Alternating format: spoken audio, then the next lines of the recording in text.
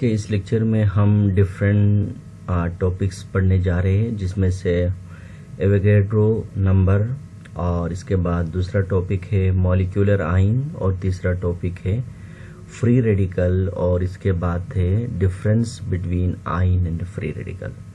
तो सबसे पहले हम बात करेंगे कि एवोगैड्रो नंबर क्या है। एवोगैड्रो नंबर का जो दूसरा नाम है वो है रिप्रेजेंटेटिव पार्टिकल, यानी एवोगैड्रो नंबर को रिप्रेजेंटेटिव पार्टिकल भी कहा जाता है। बेसिकली एवोगैड्रो नंबर असल में एक साइंटिस्ट का नाम है। इसने सबसे पहले एक नंबर को कैलकुलेट किया था, निकाला था, और वो नंबर किसी भी 1 मोल ऑफ सब्सटेंस के लिए फिक्स है। तो इसलिए आपको ये पता होना चाहिए कि एवोगैड्रो एक साइंटिस्ट का नाम है और ये एक फिक्स नंबर पर मुश्तमिल है, और ये जो फिक्स नंबर है ये किसी भी 1 मोल ऑफ सब्सटेंस के अंदर पाए जाने वाले एटम, आयंस, मॉलिक्यूल और फार्मूला यूनिट के लिए मखसूस है। तो एवोगैड्रो नंबर को हम सबसे पहले डिफाइन करते हैं कि what is the Avogadro number. जैसे कि लिखा गया कि द नंबर ऑफ पार्टिकल। अब पार्टिकल्स का मतलब है एटम्स, मॉलिक्यूल्स, आयंस या फार्मूला यूनिट। किसमें? इन अ 1 mole of the substance is called क्या है? Avogadro number. यानी इसका मतलब ये हुआ कि किसी भी 1 मोल ऑफ सब्सटेंस के अंदर जितने भी नंबर ऑफ एटम हो, या वो नंबर ऑफ मॉलिक्यूल हो, या वो आयन हो, या फार्मूला यूनिट हो, तो उनकी तादाद को हम क्या कहते हैं? एवोगैड्रो नंबर कहा जाता है। अच्छा, एवोगैड्रो नंबर को हम एक और तरीके से, एक और डिफिनीशन से भी हम समझ सकते हैं। जैसे कि मैंने लिखा द कलेक्शंस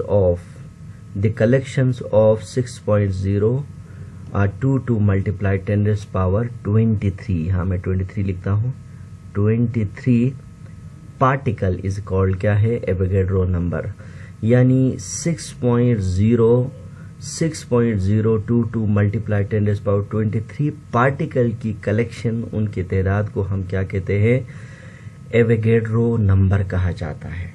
यानी इसको आप पहला डिफिनीशन से भी आप डिफाइन कर सकते हैं, और इस डिफिनीशन से इसका मतलब ये है कि एवोगैड्रो नंबर क्या है?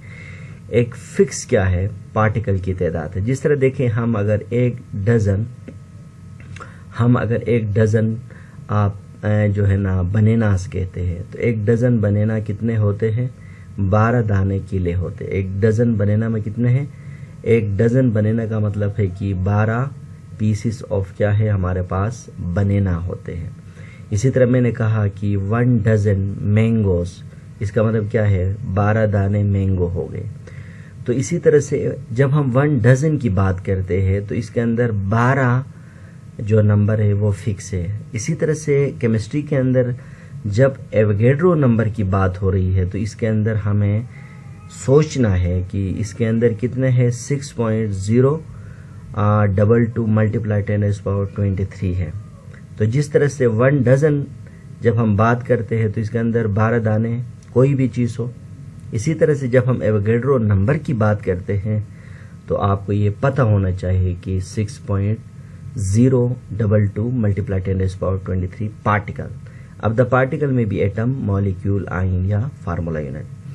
इसी तरह से एवोगैड्रो नंबर को हम क्या करते हैं? कैपिटल NA से, लेकिन N को थोड़ा सा बॉटम की तरफ हम लिखते हैं NA, और इसका वैल्यू हमेशा फिक्स होता है 6.022 10⁻23 है।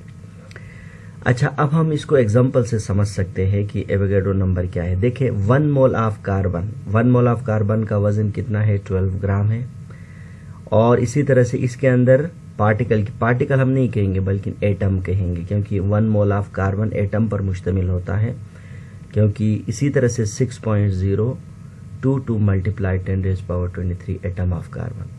इसी तरह से 1 मोल ऑफ वाटर 18 ग्राम होता है, जिसके अंदर एवोगैड्रो नंबर हमारे पास मॉलिक्यूल्स ऑफ वाटर।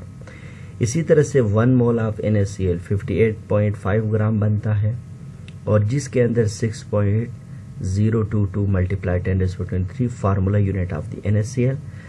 इसी तरह से 1 मोल ऑफ हाइड्रोक्सिल आयन 17 ग्राम होता है, जिसके अंदर आयन की तादाद 6.022 मल्टीप्लाई 10⁻23 आयन्स ऑफ क्या है? Hydroxyl ion.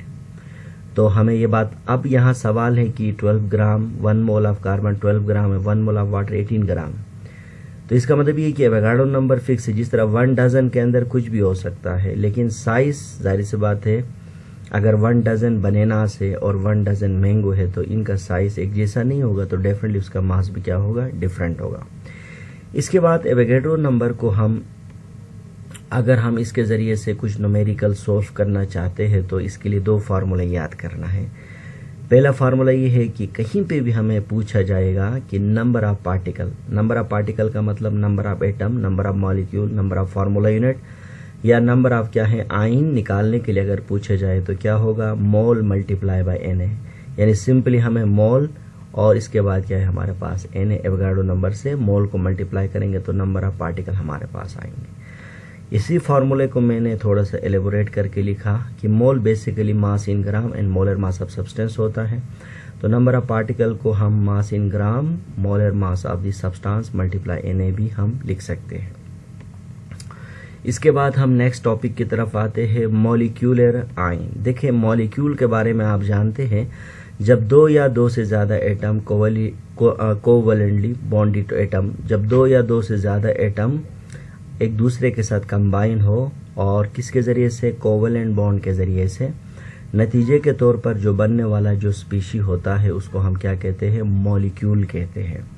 तो यहाँ पर बात हो रही है कि मॉलिक्यूलर आयन क्या है। देखें जब किसी भी मॉलिक्यूल में, जब कोई भी मॉलिक्यूल इलेक्ट्रॉन लॉस करे या इलेक्ट्रॉन गेन करे, यानी एक इलेक्ट्रॉन लॉस करे या एक से ज़्यादा इलेक्ट्रॉन, या एक इलेक्ट्रॉन गेन करे या एक से ज़्यादा इलेक्ट्रॉन गेन करे, और रिजल्टिंग जो स्पीशी होगा that is known as the molecular ion. Simply देखें मैंने लिखा व्हेन अ मॉलिक्यूल लॉसेस और gain 1 or more electron the resulting species is called क्या है, मॉलिक्यूलर आयन। देखिए हमें पता है कि O2 क्या है, एक मॉलिक्यूल है।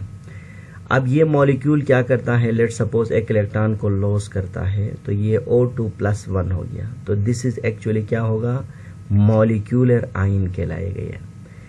इसी तरह से अगर O2 एक मॉलिक्यूल है, ये क्या करेगा, एक इलेक्ट्रॉन को गेन करेगा, तो हमारे पास यहाँ पर 2 लिखते हैं 2, तो O2-1 होगा, तो गेन ऑफ इलेक्ट्रॉन, तो ये क्या होगा, मॉलिक्यूलर आयन होगा। तो इसका मतलब ये है कि मॉलिक्यूलर आयन बेसिकली 2 टाइप के होते हैं, यानी टाइप्स ऑफ मॉलिक्यूलर आयन, जिसमें से एक को कहते हैं केट आयनिक मॉलिक्यूलर आयन और दूसरे को कहते हैं एन आयनिक मॉलिक्यूलर आयन कहते हैं। अब केट आयनिक मॉलिक्यूलर आयन क्या है, कोई भी मॉलिक्यूल यानी इलेक्ट्रॉन को लॉस करे, जिस तरह देखिए O2 जिसने इलेक्ट्रॉन को लॉस, ये क्या हो गया, केट आयनिक क्या होगा, मॉलिक्यूलर आयन होगा। इसी तरह से अगर कोई मॉलिक्यूल एक इलेक्ट्रॉन या 2 इलेक्ट्रॉन या मोर देन 1 या 2 इलेक्ट्रॉन को गेन करे तो that will be known as the anionic molecular ion. तो इसी तरह से हम कह सकते हैं O2+1 क्या है, केट आयनिक मॉलिक्यूलर आयन है, और इसी तरह O2-1 क्या है, यानी हमारे पास एन आयनिक मॉलिक्यूलर आयन है। इसके बाद हम बात करते हैं फ्री रेडिकल का मतलब है आज़ादाना तौर पर रहने वाला क्या है हमारे पास, स्पीशी। अच्छा, फ्री रेडिकल का डिफिनीशन क्या है, देखें वो एटम या ग्रुप ऑफ एटम जिसमें अनपेयर इलेक्ट्रॉन हो और इलेक्ट्रिकली क्या हो, न्यूट्रल चार्ज रखता हो, यानी इलेक्ट्रिकली न्यूट्रल हो, तो ऐसे स्पीशीज को हम क्या कहते हैं, फ्री रेडिकल कहा जाता है। जैसे कि लिखा गया एन एटम या group of atom which has unpaired electron, जिसको ऑड नंबर ऑफ इलेक्ट्रॉन भी कहते हैं, ताक एंड बेयर्स रखता है no electric charge, is called क्या है, फ्री रेडिकल। इसको डिनोट किया जाता है डॉट, यानी डॉट से डिनोट करते हैं अनपेयर इलेक्ट्रॉन को। देखिए जैसे कि हमारे पास हाइड्रोजन है, अब आप देखें हाइड्रोजन के पास देखें ऑड नंबर ऑफ इलेक्ट्रॉन का मतलब 1 भी हो सकता है, 3 भी हो सकते हैं, और 5 भी, 7 भी, इसके बाद इसी तरह से 11, 9, इसी तरह से 13, तो ऑड नंबर ऑफ इलेक्ट्रॉन इनको बोलते हैं। इसी तरह से देखिए यहाँ पर हमारे पास 1 2 3 4 5 6 7 है, ये क्या है हमारे पास, एक इलेक्ट्रॉन क्या है, अनपेयर है। तो इसी तरह से हमारे पास फ्री रेडिकल के बारे में मैंने बोला कि वो एटम या ग्रुप ऑफ एटम जिसमें अनपेयर इलेक्ट्रॉन हो, यानी ओड नंबर ऑफ इलेक्ट्रॉन हो, और इसके ऊपर कोई चार्ज ना हो, यानी ना वो पॉजिटिव हो ना नेगेटिव हो, इसको हम क्या कहते हैं, फ्री रेडिकल कहा जाता है। इसके बाद सवाल है कि फ्री रेडिकल कैसे बनता है। नॉर्मली जो फ्री रेडिकल होता है वो होमोलाइटिकल जो है ना क्लीवेज कह सकते हैं, या homolytic fission of the molecule, यानी किसी भी मॉलिक्यूल में होमोलाइटिक फिजन। होमो का मतलब होता है सेम और लाइटिक का मतलब क्या है, यानी ब्रेक डाउन, यानी एक मॉलिक्यूल के अंदर इक्वली इसको तोड़ा जाए, यानी इक्वली तोड़ा जाए। इक्वली तोड़ने का मतलब क्या है कि जहाँ मॉलिक्यूल की बात करते हैं तो कोवलेंट बॉन्डेड एटम होते हैं, इनके अंदर अपना अपना इलेक्ट्रॉन होता है, तो हर एटम अपना इलेक्ट्रॉन को लेके जाए तो उसको हम बोलेंगे होमोलाइटिक फिजन कहते हैं। मिसाल के तौर पर देखें, हमारे पास हाइड्रोजन H2 मॉलिक्यूल है, देखें इसका बॉन्ड मैंने दिखाया, यहाँ पर एक इलेक्ट्रॉन है, यहाँ पर एक इलेक्ट्रॉन है। मैंने यहाँ पर देखे हाफ हेडेड एरो से, मैंने हाफ एरो का मतलब है कि अच्छा ये जो होमोलाइटिक के लिए ये बेसिकली सनलाइट की मौजूदगी में होती है। जब सनलाइट इसको दिया जाता है तो ये क्या होता है, हाफ इलेक्ट्रॉन अपने इलेक्ट्रॉन लेके ये चले जाता है और दूसरा हाइड्रोजन अपने इलेक्ट्रॉन लेके, यानी ये फुल एरो नहीं है, ये हाफ है। हाफ का मतलब है होमोलाइटिक, यानी हर एटम अपने इलेक्ट्रॉन को लेके जाए, ब्रेक हो। तो नतीजे के तौर पर देखें हमारे पास क्या बना, ये फ्री रेडिकल है, हाइड्रोजन फ्री। इसी तरह से हमें पता चला कि how the free radical is a form. Free radical is a form due to क्या है, होमोलाइटिक क्या है, फिजन होता है। इसके बाद हम बात करते हैं, लास्ट टॉपिक है differences between ion and free radical. अच्छा, आयन और फ्री रेडिकल में क्या फ़र्क है। देखें, फ्री रेडिकल और आयन में बहुत ज़्यादा इसमें डिफरेंसेस पाए जाते हैं, जिसमें से पहला डिफरेंस क्या है, वो स्पीशी जो ऑड नंबर ऑफ इलेक्ट्रॉन रखता है उसको हम फ्री रेडिकल कहते हैं। जैसे कि मैंने लिखा, a species having an odd number of electron is called free radical। और वो स्पीशीज जिसमें चार्ज हो, द चार्ज में भी नेगेटिव, द चार्ज में भी पॉजिटिव, उसको हम क्या कहते हैं, आयन कहते हैं।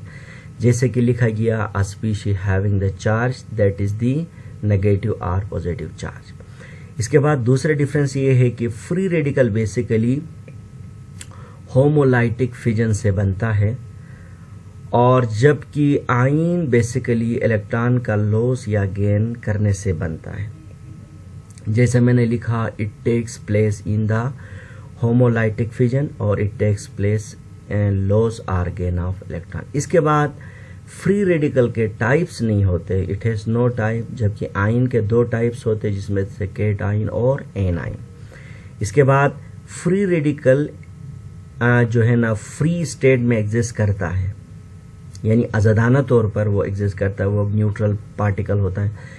आयन आज़ादाना तौर पर एग्जिस्ट नहीं करता। हाँ, वो अलग बात है कि अगर किसी सोल्यूशन के अंदर है तो वहाँ पर केटाइन एन आयन एग्जिस्ट करते हैं। बाकी नॉर्मली Na+ और जिस तरह देखें ये हमारे पास ये जो है ना हाइड्रोजन है, प्लस है, ये +H है, देखिए प्रोटॉन है, ये कभी भी क्या होगा, फ्री हालत में पाया नहीं जाता क्योंकि ये बहुत ज़्यादा रिएक्टिव होता है। और जबकि फ्री रेडिकल क्या होता है, हाँ अलग मैंने जिस तरह बोला कि सोल्यूशन के फॉर्म में होता है, बाकी इसके अलावा यानी जो आयन होता है वो कभी फ्री स्टेट में यानी एग्जिस्ट नहीं करता है, जबकि फ्री रेडिकल जो होता है वो फ्री स्टेट में एग्जिस्ट करता है।